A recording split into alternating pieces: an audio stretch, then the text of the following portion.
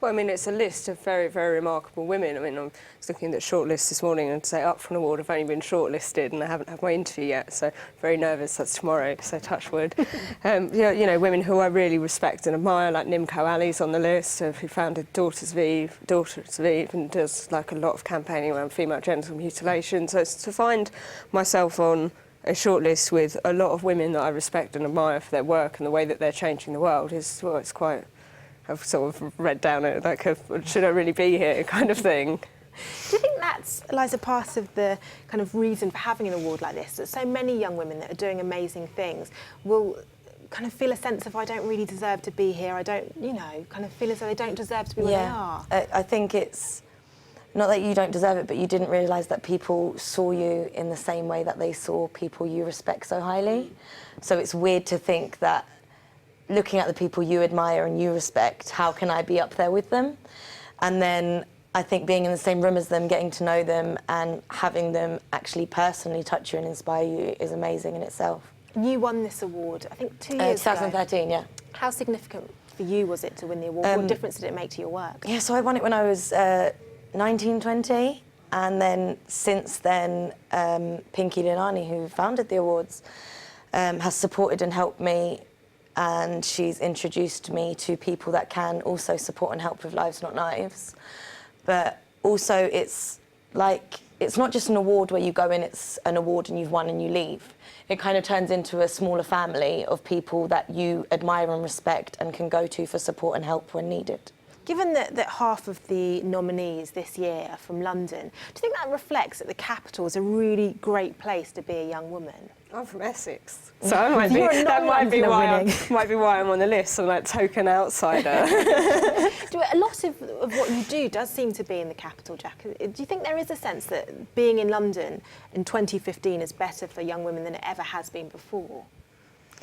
I don't know. I suppose it depends on your personal circumstances. I mean, living in London is extremely expensive. I did it for a little while, but you know, scuttled back to Southend because the property prices here are so high and the cost of living here is so high. So I suppose for opportunity, it's a great place to be in London, but you have to be able to afford to take that opportunity in the first place, which I suppose a lot of young women can't afford to do. So it's a mixed bag, I think. I think it's great that the capital's talent's being recognised, but I also think that, you know, in order to really hone in on the talent that there is up and down the UK, London needs to be a more affordable and accessible place for those talented young women to live and be. One of the issues that you are well known for campaigning on, as a campaigner, you do come under a lot of criticism.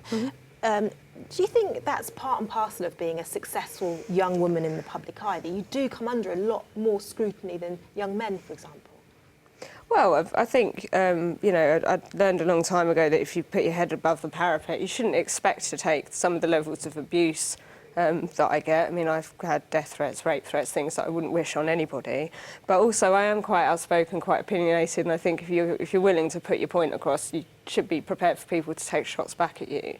I do think women get a rougher ride than men. I mean, you know, nobody in the leadership elections, you know, in the general election was talking about what any of the men were wearing, but we were treated to like daily spreads of, you know, what the female leaders were wearing. The Telegraph did a full page on Nicola Sturgeon's suit jackets and things, and you never get anything like that for men. So I think we come under fire for appearance. I mean, there's lots of successful men with two-sleeve tattoos, but as a woman, you know, it's frowned upon. It's one of the things that certain factions of the media are always obsessing about. And I think we do just get, you know, not necessarily a rougher ride, but a different level of scrutiny. And, you know, people say you're asking for it because you're putting yourself out there, but I don't really think that's the case. Eliza, in the work that you do, the very good work that you do across the capital, given the most recent news we've been hearing about knife crime being on the rise for the first time in the capital in quite some time, recently the 10th young person to be stabbed in the capital, what would you like to see happen in the capital that isn't currently happening in London? 7 years ago when I first started Lives Not Knives, everything was going into knife crime. There was huge government Home Office campaigns about knife crime. And unfortunately, a lot of the good work that was being done isn't done anymore. What's being supported is the young women entrepreneurs and amazing stuff, but we're missing out the bigger picture of the fact that young people still are dying and young people are still hurting each other. and still not finding any solution by it, and money was never the solution. But it was pushed so much about money and the campaigns that were there and running, and about the Home Office and what the government need to do, instead of us finding a solution for it. And I think the great work that we still do, and we have been doing for the past 5 years, is the school road shows, which we've had a huge success rate with. And that is teaching kids as young as 8, and we've asked to go younger than that now, for as young as 6, teaching kids why not to carry knives. So it kind of just shows that the problem is still there, and I think people weren't talking about it for the past how many years because it hadn't gone up or down and it was quite static. But people were still dying for the past 10 years, and it hasn't suddenly just gone up.